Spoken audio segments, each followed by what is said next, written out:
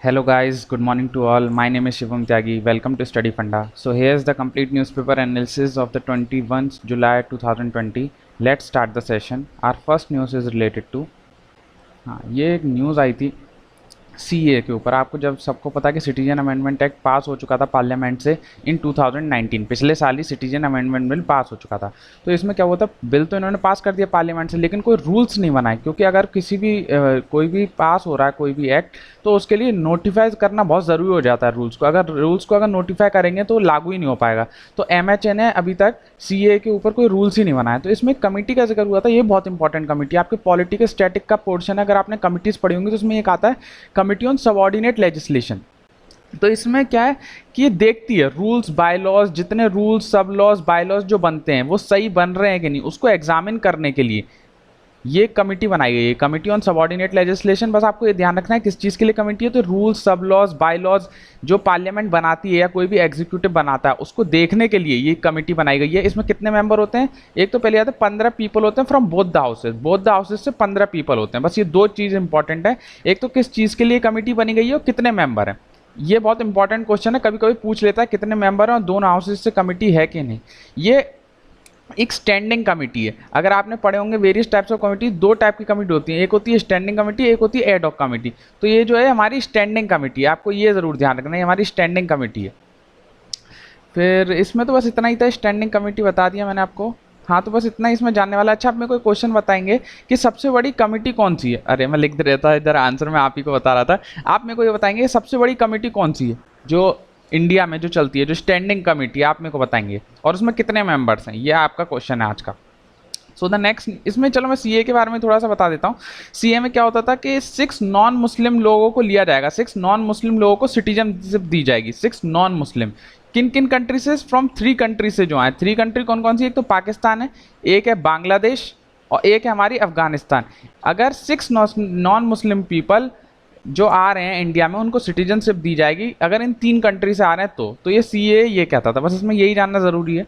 So the next news is, ये मैं already 2-3 दिन पहले आपको बताया था, फिर मैं बता देता हूँ। अभी बिहार में इलेक्शन होने वाले थे तो ईसीआई बोला था कि हम 65 ईयर्स तक के लोगों को पोस्टल बैलेट देंगे। पोस्टल बैलेट मतलब चिट्ठी से वोट कर सकते हैं। लेकिन अभी उसने देखा तो 70 लाख पीपल जो हैं वो अबव 65 ईयर्स हैं, 70 लैक्स पीपल जो हैं वो अबव 65 ईयर्स हैं। तो उसके पास इतनी लॉजिस्टिक्स नहीं है, मतलब इतने पोलिंग वाले वो नहीं है जिन पर पोलिंग होती है मशीन, तो इसलिए वो बोल रहा है कि हम नहीं करा पाएंगे। तो बस आपको ये ध्यान रखना है कि जो 65 ईयर्स लिमिट थी वो खत्म हो गया। अच्छा, पोस्टल बैलेट होता किस किस के लिए, जो हो अबव 80 ईयर्स उनके लिए पोस्टल बैलेट होता है, पहला तो ये। दूसरा, डिसेबल्ड दिव्यांग लोग जो होते हैं उनके लिए होता है। तीसरा किसके लिए होता है, सर्विस वोटर। सर्विस वोटर जो मतलब वोटिंग कराते हैं, जैसे सीआरपीएफ के लोग या जवान, हमारे इंडियन आर्मी के लोग, वो जो सब कराते हैं, जो अंदर पोलिंग बूथ में जो सरकारी आदमी होते हैं, टीचर्स होते हैं, उन सबके लिए होता है सर्विस वोटर। इसमें एक इंपॉर्टेंट चीज जरूर ध्यान रखिएगा, प्रिवेंटिव डिटेंशन वाले भी वोट कर सकते हैं through postal ballot. Preventive detention में जो लोड है, क्योंकि ये बाहर तो जा ही नहीं सकते प्रिवेंटिव डिटेंशन वाले लोग, तो ये भी कभी पोस्टल बैलेट के थ्रू ही वोट करते हैं। कभी कभार क्वेश्चन ये हो जाता है कि प्रिवेंटिव डिटेंशन वाले लोगों को वोटिंग देना अलाउ होता है कि नहीं, तो हाँ इनको अलाउ होता है। एक क्वेश्चन तो यही बन गया और प्रिवेंटिव डिटेंशन जो होता है वही पोस्टल बैलेट्स होता है। तो बस आपको यही जानना जरूरी था। इसमें मैंने सारी कंडीशन बता दी आपको जिसमें पोस्टल बैलेट होता है। So the next news is, हाँ ये अभी क्या हुआ कि पार्लियामेंट की नई बिल्डिंग बन रही है, आप सबको पता है। तो सीपीडब्ल्यूडी ने बोला कि इसका टाइम पीरियड बढ़ा दिया जाए थोड़ा, क्योंकि अब हो नहीं पा रही है कंप्लीट, क्योंकि ड्यू टू कोविड सिचुएशन। अब मैं आपको बताता हूँ कि क्यों बढ़ानी पड़ रही है, पार्लियामेंट की बिल्डिंग नई बनानी क्यों पड़ रही है जबकि इतना सुंदर हमारा पार्लियामेंट है। तो अंडर आर्टिकल 81, 82 ये 2 आर्टिकल आपको याद रखने पड़ेंगे, डीलिमिटेशन से रिलेटेड है। जो डीलिमिटेशन एक्सरसाइज करती है, डीलिमिटेशन मतलब कितने लोग इस कॉन्स्टिट्यूएंसी में होंगे, कितने लोग इस लोकसभा में जाएंगे इस स्टेट से, ये सब डिसाइड करती है ये कमीशन, डीलिमिटेशन कमीशन। हर सेंसस के बाद, हर सेंसस होता है हर 10 साल में, आपको ध्यान होगा। अभी हमारा लास्ट सेंसस कौन सा चल रहा है, 2011, नेक्स्ट जो आएगा वो 2021 में आएगा। हर सेंसस के बाद डीलिमिटेशन कमीशन बैठा जाता है थ्रू पार्लियामेंट, पार्लियामेंट प्रोवाइड करती है। अभी तक ये 4 टाइम हो चुका है, जो डीलिमिटेशन है वो 4 बार हो चुकी है। तो इसमें अब जो पॉइंट बता रहा हूँ वो बहुत इंपॉर्टेंट है, जो शेयर है स्टेट का इन लोकसभा, जैसे ये हमारी यूपी स्टेट है, मैं यूपी का रहने वाला हूँ, तो जो इसमें 80 सीटें फॉर लोकसभा, तो 80 जो हैं वो डिसाइड की गई है थ्रू 1971 सेंसस। 1971 के सेंसस के अनुसार डिसाइड किया गया है कि किसी स्टेट से कितने मेंबर जाएंगे लोकसभा में, वो इस 1971 के सेंसस से डिसाइड हुआ है। और कॉन्स्टिट्यूएंसी आर रीऑर्गेनाइज्ड, जो कॉन्स्टिट्यूएंसी एक छोटी सी अगर कोई कॉन्स्टिट्यूएंसी है तो उसमें कितने मेंबर होने चाहिए, या ये छोटी कॉन्स्टिट्यूएंसी है तो थोड़े मेंबर इसमें ज़्यादा जाने चाहिए क्या कम जाने चाहिए, तो कॉन्स्टिट्यूएंसी जो रीऑर्गेनाइज्ड होती है वो 2001 के सेंसस से। तो ये दो बहुत इंपॉर्टेंट है। डायरेक्ट क्वेश्चन होता है कि शेयर ऑफ स्टेट लोकसभा कौन सा सेंसस है और कॉन्स्टिट्यूएंसी किससे ऑर्गेनाइज्ड है, वो ये वाला सेंसस है। तो दोनों अलग अलग सेंसस है, मैंने आपको बता दिया। ये अरे गलत लिख दिया है, 86 कॉन्स्टिट्यूशन अमेंडमेंट है, 86 कॉन्स्टिट्यूशनल अमेंडमेंट है, जहां इसकी बात हो रही है जो इसके लिए इसने फ्रीज कर दिया था टोटल सीट्स बाय 2026। तो इसने कही थी कि जो लोकसभा में जो टोटल सीट है, जैसे हमारी 545 सीट्स हैं लोकसभा में, आपको पता है टोटल सीट है 545 जो लोकसभा में, तो इसको फ्रीज कर दिया था कि हम इसे बढ़ाएंगे नहीं। कब तक नहीं बढ़ाएंगे? 2026 तक नहीं बढ़ाएंगे। किस अमेंडमेंट से? क्वेश्चन यही बनेगा बाय 86 कॉन्स्टिट्यूशन अमेंडमेंट एक्ट। तो आपको एक क्वेश्चन तो वेरी इंपॉर्टेंट क्वेश्चन है, आप लिख लीजिए इंपॉर्टेंट, कि फ्रोज कर दी थी सीट बाय 2026। और जो SC ST का रिजर्वेशन है, ये भी मैं आपको लिख दिया हूं, SC ST का जो रिजर्वेशन जो मिलता है लोकसभा में, वो भी 2020 तक मिलेगा, मतलब इस साल तक ही मिलेगा। ये किस अमेंडमेंट से हुआ है? By 95th constitution amendment act. इसे बढ़ा सकते हैं, नहीं बढ़ा सकते हैं, वो बढ़ाएंगे तो अगर नया अमेंडमेंट लाना पड़ेगा जो अभी आया नहीं है। लेकिन SC ST की सीट जो लोकसभा में उनको फ्रीज कर दिया था अप टू 2020, बस यहीं तक बढ़नी है। Reservation of seats in Lok Sabha for SC ST up to 2020, ये किस अमेंडमेंट से हुआ है? 95 कॉन्स्टिट्यूशन अमेंडमेंट एक्ट। आपको प्रेजेंटली पता है कि 545 सीट्स हैं लोकसभा में, लेकिन बढ़ के 876 हो जाएंगी जब ये नया सेंसस आएगा, डीलिमिटेशन एक्सरसाइज होगी 2026 में होगी। अभी तो हाल फिलहाल तो हो नहीं रही, क्योंकि 2026 में ही होगी। अब जब होगा तो सीट्स इतनी बढ़ जाएंगी। और जॉइंट सेशन होगा। जॉइंट सेशन क्या होता है? जिसमें लोकसभा पर राज्यसभा के मेंबर दोनों होते हैं। अगर जॉइंट सेशन होगा तो उसमें सीट्स करीबन 12224 मेंबर्स की बढ़ जाएंगी। तो आपको बस इसमें यही ध्यान रखना है, ये जो मैंने दो अमेंडमेंट बताया ये इंपॉर्टेंट चीज़ है, ये सेंसस वाली पार्ट इंपॉर्टेंट चीज़, बस इसमें और कोई इंपॉर्टेंट नहीं है। So the next news is, हाँ ये एक अच्छा, फिर रोज एक नए नेशनल पार्क का जिक्र हो जाता है, वाइल्ड लाइफ सेंचुरी का। तो आज हुआ गिर सेंचुरी। गिर सेंचुरी क्या है? ये गुजरात की एक, मैंने आपको लिख दिया गिर सोमनाथ एग्जैक्ट के लिए, लेकिन मेनली ये पूछा जाएगा कहाँ की है, गुजरात की है। ये एक नेशनल पार्क भी, एक वाइल्ड लाइफ सेंचुरी भी है, तो दोनों चीज़ ध्यान रखना पड़ेगा। ये एक नेशनल पार्क भी और वाइल्ड लाइफ सेंचुरी भी है। कहाँ पर है? ये कातियावार गिर में। कातियावार गिर ये क्या है? रीजन होता है। अगर आपने रीजन्स पढ़ोगे बहुत सारे, तो काथियावार होता है, उत्तराखंड में भी होता है, तो बहुत सारे रीजन्स हैं। तो ये काथियावार गिर रीजन में पड़ता है। ये डेसिडियस फॉरेस्ट है, डेसिडियस। और अगर इसे बोलेंगे तो लार्जेस्ट ड्राई डेसिडियस फॉरेस्ट है, सबसे बड़ा डेसिडियस फॉरेस्ट है in western India. Western India का सबसे बड़ा अगर कोई डेसिडियस फॉरेस्ट है तो यही है, गिर सेंचुरी वाला। इसमें मैंने रिवर्स का नाम इसलिए नहीं लिखा क्योंकि इसमें 7 रिवर्स पास होती हैं।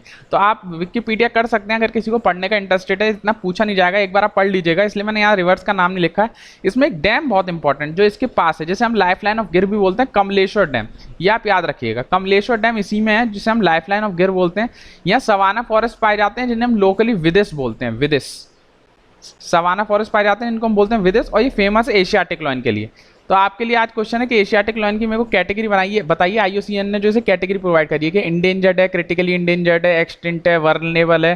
तो आप मेरे को आज बताएंगे कि एशियाटिक लॉयन की IUCN कैटेगरी लिस्ट क्या है। मैंने आपको ये सब बता दिया। इसमें जो इंपॉर्टेंट वाली चीज़ थी बस आपको ये याद रखना है, गुजरात में दोनों चीज़ें, नेशनल पार्क भी है, वाइल्ड लाइफ सेंचुरी भी है, लार्जेस्ट ड्राई डेसिडियस फॉरेस्ट है, कमलेश्वर डैम इसमें से जाता है, और एशियाटिक लॉयन के लिए फेमस है, तो आप सबको ही पता है। So the next news is, हाँ ये एक 2 units start operation at JNPT SEZ। तो ये पोर्ट्स है, पोर्ट्स वेरी इंपॉर्टेंट क्वेश्चन है for CAPF and CDS, very important. ये पोर्ट्स पूछता है बहुत बार, कभी पूछ लेता है बिगेस्ट पोर्ट कौन सा है, कभी पूछ लेता है सबसे शैलोएस्ट पोर्ट कौन सा है, कभी स्टेट और पोर्ट को मैच करने के लिए आ जाता है कि इनको मैच करो। हमें ये नहीं जानना है कितनी यूनिट स्टार्ट हुई है, बस हमें ये जानना है JNPT क्या है। जवाहरलाल नेहरू पोर्ट ट्रस्ट है, जवाहरलाल नेहरू पोर्ट ट्रस्ट, ये सबसे बड़ा है, India's largest container handling port, जो सबसे ज़्यादा कंटेनर को हैंडल कर सकता है वो यही है, JNPT, Jawaharlal Nehru port trust. मैंने यहाँ सारे लिख दिए हैं जितने पोर्ट हैं, तो आप इनको याद कर सकते हैं, आपको याद करना ही पड़ेगा। देखिए पोर्ट हमेशा जो कोस्ट लाइन के पास ही होगा, ये देखिए इधर नहीं होगा, आप कहीं सोचें, लेकिन हर जो कोस्ट लाइन में जितने स्टेट है, हर स्टेट में आपको 1 या 2 कोस्ट मिल जाएंगे। तो इसकी ट्रिक अगर मैं बताऊँ तो इसको मैं बोलते हैं कम जम नमक, ये मेरी ट्रिक है जो मैं याद रखता हूँ, कमजम नमक फॉर वेस्टर्न इंडिया। और ये TCEVP हैं क्या, TC इवेपोरेट हैं क्या, तो ये मेरी ट्रिक है, आप याद कर सकते हैं। वैसे आप यहाँ देख लीजिएगा, कमजम होता है कांडला, M से होता है मुंबई, J से होता है जवाहरलाल नेहरू, M से होता है क्या कहते हैं मरमागो पोर्ट, और NM से होता है न्यू मैंगलोर, और K से होता है कोची, और TC से होता है, T से टुटोरिकोन, सी से चेन्नई, ई से एन्नौर, वी से विशाखापट्टनम, पी से पैराद्वीप, एस से हल्दिया, के से कोलकाता। अच्छा यहाँ लिखा नहीं है, यहाँ हल्दिया भी है, तो मैं यहाँ साफ साफ लिख देता हूँ कम जम नमक, ऐसे याद करते हैं, कम जम नमक कम जमा नमक नमक ही होता है क्योंकि समुद्र के किनारे, तो कम जम नमक, ज़्यादा जमो मत नमक। और दूसरा है जो ईस्टर्न सेक्टर के लिए, ईस्टर्न घाट्स के लिए टीसी, जो टिकट कलेक्टर होते हैं उनका नाम मैंने रख दिया टीसी इवेपोरेट, हैं क्या तो आप ये याद रख सकते हैं, इससे आपको आसानी रहेगी टोटल पोर्ट्स याद करने में।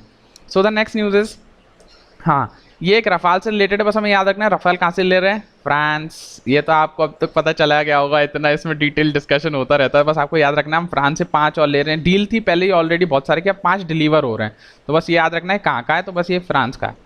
सो द नेक्स्ट न्यूज़ इज, हाँ ये वारशिप एक्सरसाइज एक और हो गई, पेसेक्स, वेरी इंपॉर्टेंट। पेसेक्स नेवल शिप की एक्सरसाइज हो रही है, मतलब नेवल एक्सरसाइज है किस किस के बीच में, यूएस और इंडिया के बीच में। यूएस की कौन सी कैरियर शिप है, यूएसएस निमिटिज, निमिटिज इसको ऐसे ही रीड करेंगे, निमिटिज, यूएसएस की निमिटिज है जो इसमें एक्सरसाइज में पार्ट ले रही है। कहाँ पर हो रही है, अंडमान निकोबार आइलैंड में। बस 2 ही चीज़ याद रखनी है, इन किस किस पेसेक्स है, किस किस के बीच की एक्सरसाइज है, इंडिया और यूएस के बीच में अभी हो रही है। इसमें कौन सी यूएस की शिप है, यूएस निमिटिज है। कहाँ पर हो रही है, अंडमान एंड निकोबार में हो रही है। ऐसा नहीं है कि ये जो हमने एक्सरसाइज है पेसेक्स, केवल यूएस के साथ करी है, ये हमने और कंट्रीज के साथ भी करी है, जापान के साथ भी करी है, हमने ऑस्ट्रेलिया के साथ भी करी है। तो ऐसा नहीं है कि हमने इसी के साथ करी है, लेकिन अगर क्वेश्चन आएगा कि अभी रिसेंटली हमने पेसेक्स किसके साथ करी है, तो हमने यूएस के साथ करी है। बस आपको यही जानना जरूरी है, क्योंकि अभी मालाबार एक्सरसाइज भी होने वाली है। रोज मैं आपको बताता हूँ मालाबार एक्सरसाइज में कौन कौन है, यूएस है, इंडिया है और जापान है।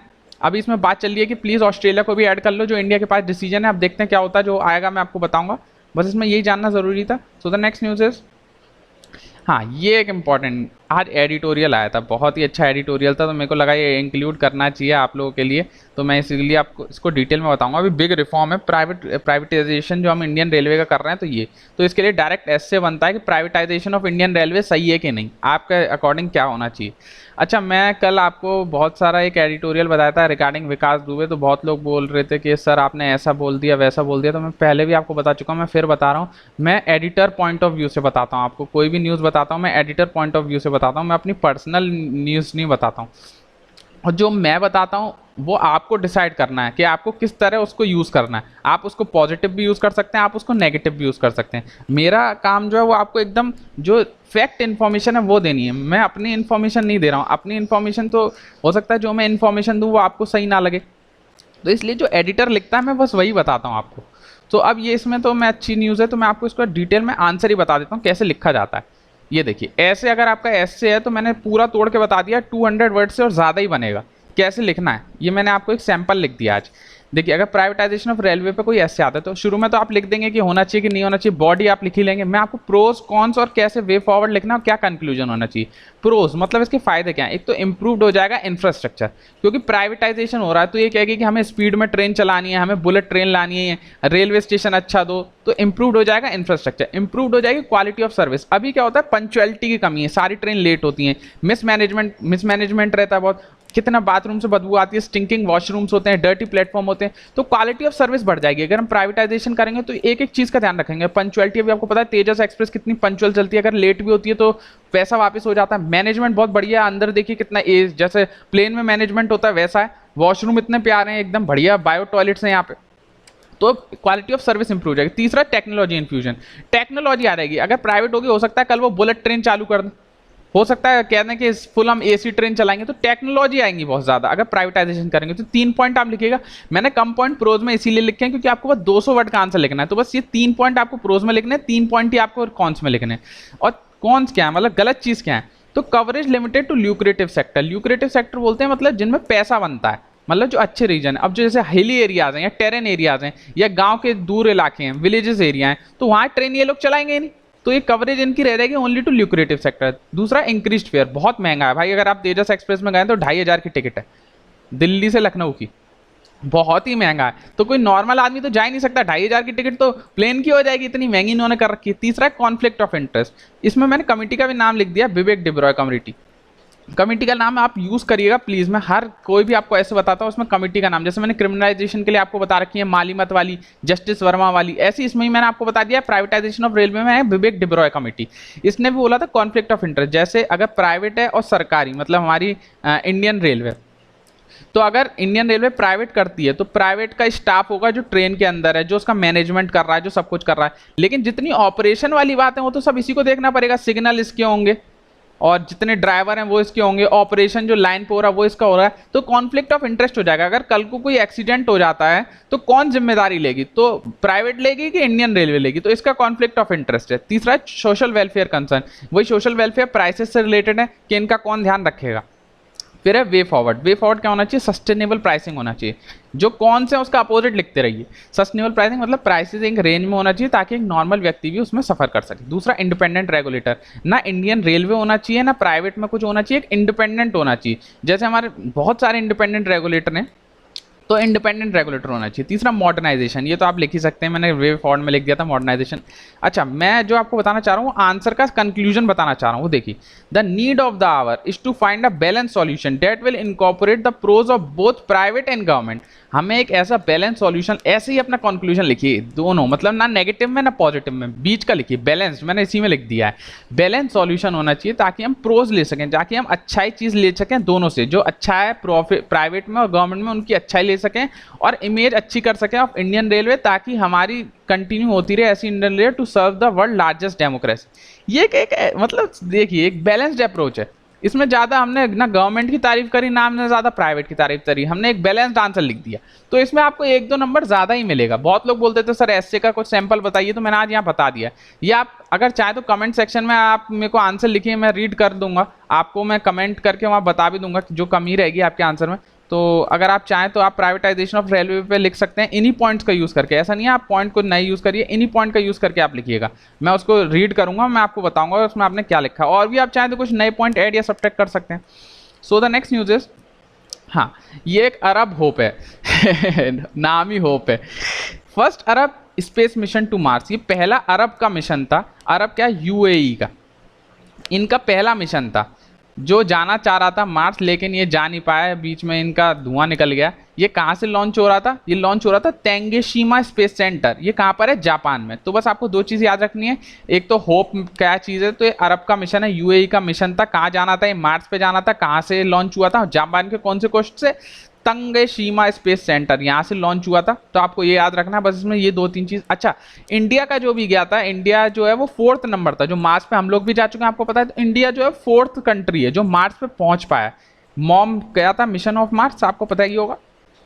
कौन कौन जा चुका है, एक तो हमारा रशिया जा चुका है, एक हमारे ईयू जा चुके हैं, यूरोपियन यूनियन वाले जा चुके हैं, एक यूएस जा चुका है, तो ये 3 जा चुके हैं। चाइना बहुत बार कोशिश कर चुका है लेकिन वो सब हमेशा डैमेज ही होता रहा, वो धुआं हो गया वो। और इंडिया जो है वो 4th कंट्री है जो जा चुका है। अच्छा, और इसमें क्या बता था, हाँ, एक रशिया की जो स्पेस एजेंसी, बहुत बार क्या होता है स्पेस एजेंसी का मैचिंग करने के लिए आ जाता है, तो रशिया की स्पेस एजेंसी का नाम आप बताएं, कॉस्मोसोस ऐसे करके, कॉस्मोसोस जो रशिया की स्पेस एजेंसी है। ईयू की क्या है, यूरोपियन स्पेस एजेंसी, ये तो सबको पता होता है, यूरोपियन स्पेस एजेंसी। ऐसे यूरोपियन में बहुत बार गैलीलियो करके भी, गैलीलियो तो इसका जीपीएस सिस्टम होता है, यस, गैलीलियो इसका जीपीएस सिस्टम होता है। यूरोपियन यूनियन, कॉस्मोस का क्या होता है आप बताएंगे मुझे। और क्या कहते हैं, यूएस जो है, यूएस की तो सबको पता है नासा, इसके जो जीपीएस सिस्टम है उसको हम जीपीएस ही बोलते हैं और इंडिया का तो आपको सबको पता है, इंडिया का क्या बोलता है, इसरो। और इसका जो क्या कहते हैं जीपीएस सिस्टम, उसका नाम है नाविक। अभी ये मिलिट्री लोग यूज़ कर रहे हैं, मिलिट्री इंडियन आर्मी से यूज़ कर रही है, बहुत अच्छा है नाविक। अभी ये नॉर्मली लॉन्च नहीं हुआ है पब्लिक के लिए शायद, लेकिन आप याद रख सकते हैं नाविक भी है। So the next news is are over. I hope you like my lecture, और कोई भी दिक्कत है आप कमेंट सेक्शन का यूज़ करिए, please like share and subscribe. और कोई भी दिक्कत है आप लिखिए बेझिझक, मुझे अच्छा लगता है आप लोग लाइक करते हैं। Please share the lecture as much you can, so हम इस सीरीज़ को कंटिन्यू कर सकें। और मैं एडिटोरियल को इंक्लूड करूंगा अच्छे से, अगर कोई एडिटोरियल है उसका मैं खुद ही आंसर दूंगा ताकि आप लोगों को परेशानी ना हो। और बहुत लोग बोल रहे हैं सर पेपर 2 के लिए कुछ बताइए, तो उसके लिए एक सेपरेट वीडियो आएगी, मैं बता चुका हूँ।